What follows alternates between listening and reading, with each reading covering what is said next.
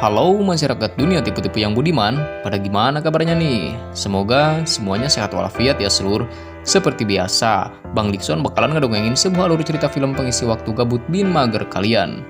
Film kali ini bercerita tentang salah satu mafia yang bekerja sama dengan polisi untuk menangkap bos mafia yang berniat meledakkan bom nuklir dan membahayakan nyawa penduduk sipil. Mampukah mereka melakukannya? Gak usah kebanyakan cincong lah ya. Sebelumnya, jangan lupa sebat serta seruput dulu kopi kulitnya, biar nontonnya makin asoy. Dan kita masuk ke ceritanya.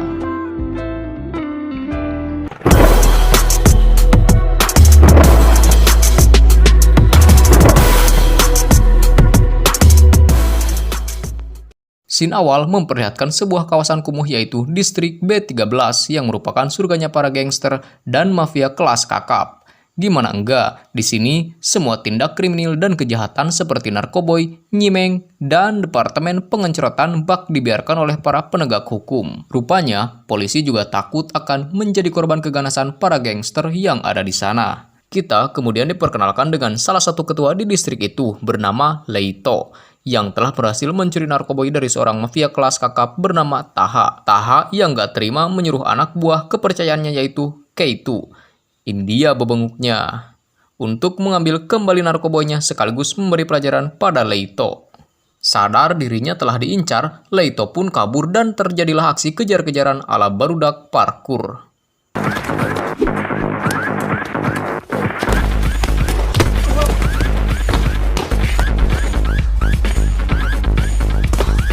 Dengan keahlian bajing loncatnya itu, Leito dapat dengan mudah menghindari kejaran Keitu beserta anak buahnya. Mendengar anak buahnya gagal menangkap Leito, Taha murka karena ia telah merugi jutaan dolar akibat kehilangan narkoboynya itu dan langsung menembak mati salah satu bawahannya sebagai peringatan. Taha lantas menyuruh anak buahnya yang lain untuk segera membawa Leito baik dalam keadaan hidup ataupun mati ke hadapannya. Dan jika gagal, maka nasib mereka akan sama mengenaskannya dengan orang yang baru saja ia tembak alias Modiar. Keitu menyarankan untuk menculik adiknya Leito yang bekerja di minimarket bernama Lola agar Leito tak bisa kabur lagi, dan tanpa buang-buang waktu, Keitu langsung menculik Lola dan langsung ia bawa ke markas.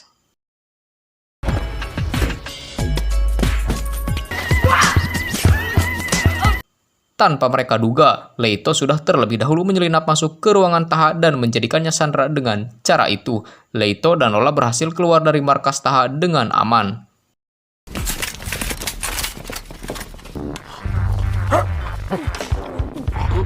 Mereka kemudian membawa Taha ke kantor polisi membawa serta barang bukti yaitu narkoboy yang diambil dari markas Taha.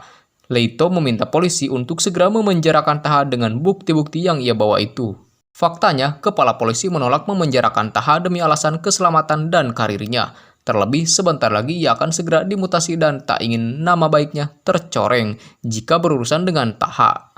Kepala polisi itu kemudian mengurung Leito di penjara sementara Taha dibiarkan pergi dan membawa Lola sebagai sandera. Setelahnya, Leito murka dan membunuh si kepala polisi di tempat. Taha Ben Mahmoud, vous devez avoir un paquet d'inculpations.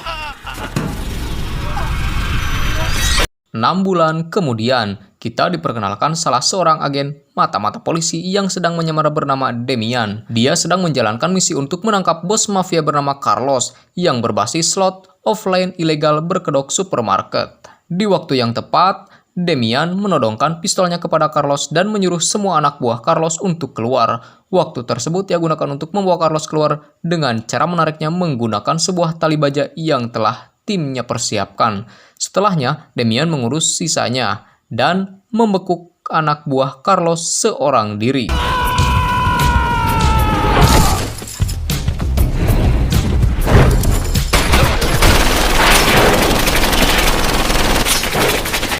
Setelah misinya sukses, Demian dipanggil ke ruang kolonel. Di sana ia juga bertemu dengan sekretaris pertahanan negara bernama Kruger. Ia menceritakan jika mobil badan keamanan yang berisikan bom nuklir dengan radius 8 km yang berada di dalam mobil baja telah dirampok di distrik B13 dan tentunya pemimpin dari perampok tersebut adalah Taha. Parahnya, saat Taha membuka tempat penyimpanan bom, waktu mundur bom tersebut ikut aktif dan akan meledak dalam waktu 24 jam. Nah, di sini Demian diminta untuk menyusup ke distrik B13 dan menonaktifkan bom nuklir itu dengan kode yang akan mereka berikan nantinya. Pada awalnya, Demian menolak karena misi kali ini dianggap terlalu berbahaya, terlebih metode operasi Demian yang membutuhkan waktu cukup lama untuk mengintai dan menyusup ke wilayah musuh. Namun, demi menyelamatkan jutaan nyawa tak berdosa, Demian akhirnya mau melaksanakan misi kali ini. Kali ini, Demian akan ditemani oleh seorang napi yang tidak lain adalah Leito. Sebagaimana kita tahu, Leito yang udah tinggal di distrik tersebut dari kecil pasti mengetahui kawasan dan tempat-tempat tersembunyi di sana. Dia membuat rencana agar Leito mau bekerja sama dengannya. Saat Leito akan dipindahkan, dia berpura-pura menjadi seorang pembunuh kejam yang akan dibawa ke penjara yang sama dengannya. Di mobil, Demian mengatakan pada Leito jika ia mengincar bos mafia bernama Taha yang telah membunuh keluarganya. Diceritakan pula, jika Taha sangat suka menyaksikan seorang wanita muda yang telah dibuat kecanduan narkoboy. Seketika, Leito pun sadar jika wanita yang Demian maksud adalah Lola, adiknya. Demian yang telah berhasil membuka borgolnya, kemudian mengambil alih mobil langsung pergi ke distrik 13. Mereka menerobos masuk dan yang membuat ban mobil mereka bocor dan remnya macet yang membuat mereka terpaksa harus berhenti dengan menabrak mobil yang terparkir. Setelahnya, tanpa diduga, Leito memborgol tangan Demian pada setir mobil yang mereka curi. Rupanya, insting Leito sangat tajam. Ia menyadari bahwa Demian ini merupakan seorang polisi. Terlihat dari caranya bertarung dan melepaskan diri. Leito kemudian kabur dan meninggalkan Demian seorang diri di dalam van. Tak berselang lama, anak buah Taha datang dan langsung menodongkan pistolnya pada Demian. Pertarungan kecil sempat terjadi antara Demian dan anak buah Taha. Namun, dengan keahlian bela dirinya, Demian berhasil mengalahkan mereka semua dan pergi menyusul Leito. C'est Bagdad.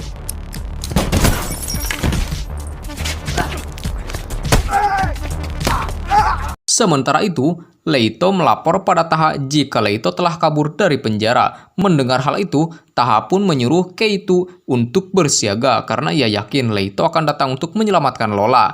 Tanpa ia tahu, ternyata Leito telah mengawasinya dari kejauhan. Tak lama, Demian datang dan balik memborgol Leito. Mereka pun berdebat di sana. Leito mengatakan jika alasannya tak mau membantu Demian karena ia tak mau dikhianati lagi oleh oknum polisi. Namun di sini, Demian meyakinkan jika dia tak akan pernah mengkhianati Leito dan tujuan satu-satunya ia datang ke distrik B13 hanyalah untuk menonaktifkan bom dan menyelamatkan nyawa banyak orang. Pada akhirnya, Leito percaya dan menerima ajakan kerjasama dari Demian. Terlebih, hal itu menguntungkan baginya, di mana ia dapat menyelamatkan Lola dengan bantuan Demian. Leito kemudian meminjam HP Demian dan menghubungi Taha. Di percakapan itu, dia bilang bahwa kini dia datang bersama seorang polisi yang dapat menonaktifkan bom yang ada pada Taha. Maka dari itu, mereka ingin bertemu dengan Taha. Taha setuju dan menyuruh Keito bersama anak buahnya yang lain untuk menjemput mereka. Singkat cerita, sampailah Leito dan Demian di ruang Taha. Ternyata Taha telah mempersiapkan semuanya dengan baik, di mana dia telah memasang peluncur pada bom yang telah ia letakkan di atap sebuah gedung. Terlebih, ia juga mengikat Lola di dekat bom tersebut agar Leito tak berbuat macam-macam. Taha yang licik pun memanfaatkan keadaan tersebut dengan memaksa Demian untuk menebus bomnya dengan uang senilai 20 juta euro. Jika tidak, maka dia akan menerbangkan roket ke tengah kota yang padat penghuni. Demian kemudian menghubungi Kruger untuk meminta uang tebusan tersebut.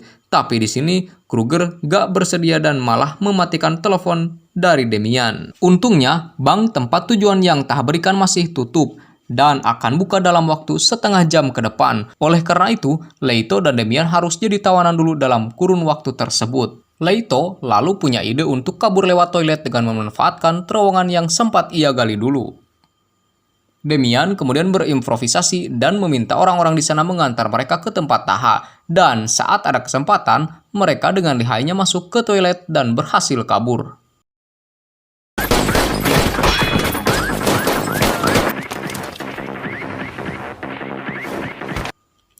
Mereka kemudian melaporkan kejadian kaburnya Leito dan Demian. Seperti yang kita duga, Taha ngamuk lagi dan membredeli semua anak buahnya itu dengan timah panas hingga modiar.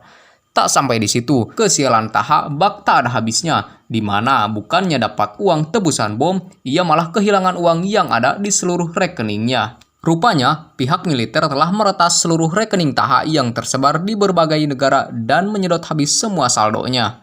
Kini, Taha dan semua anak buahnya yang mendengar hal itu langsung membelot dan membunuhnya karena mereka pikir Taha tidak akan bisa lagi membayar mereka. Keito akhirnya ditunjuk sebagai pemimpin mereka yang baru. Di awal kepemimpinannya, ia menyuruh semua anak buahnya untuk mencari Demian dan Leito, dan aksi ucing udag alias kejar-kejaran terjadi.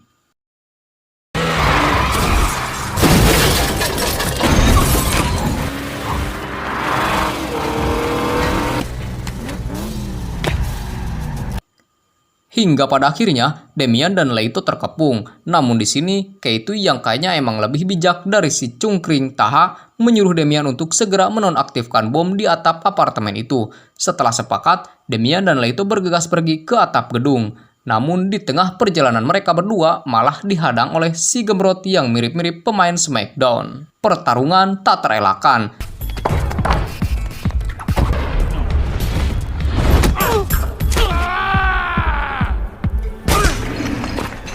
Singkat cerita, sampailah mereka di atap. Demian segera menelepon Kruger dan meminta kode untuk menonaktifkan bom. Setelah Kruger memberikan kode tersebut, Leito merasakan sesuatu yang janggal, di mana kode-kode tersebut merupakan titik koordinat lokasi mereka sekarang alias distrik B13.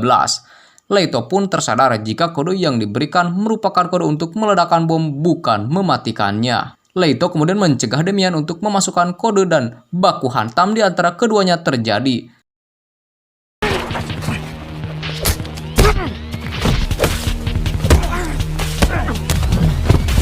Dan akhirnya, Leito yang dibantu Lola berhasil menghentikan Demian bersamaan dengan hitungan mundur bom selesai. Dan insting Leito benar, bom tersebut tak meledak. Dari sini, Demian pun sadar jika pemerintah ingin menghancurkan distrik B13 dengan bom yang telah mereka persiapkan bersama dengan dirinya untuk menghilangkan bukti. Sebagai bentuk balas dendam, Demian dan Leito membawa bom itu ke kantor Kruger dan berpura-pura lupa tentang kode yang diberikan Kruger. Lalu, ia pun mencoba memasukkan kembali kode itu dan seketika Kruger panik dan mengatakan semua kebenaran mengenai misi Demian itu. Kruger tak sadar jika percakapan mereka telah diliput dan disiarkan di TV nasional dan live streaming. Alhasil kejahatan Kruger terbongkar dan ia pun ditangkap atas kejahatan yang telah ia lakukan itu. Dan film pun berakhir bahagia. Film yang cukup menarik dengan banyaknya adegan paparkuran. Oke, sampai di sini dulu alur cerita film Distrik B13. Terima kasih bagi kalian yang masih stay di channel ini. Dukung terus channel ini dengan cara like, komen, dan subscribe ya. Sampai ketemu lagi sama Bang Dickson di review film selanjutnya. Dan Permios.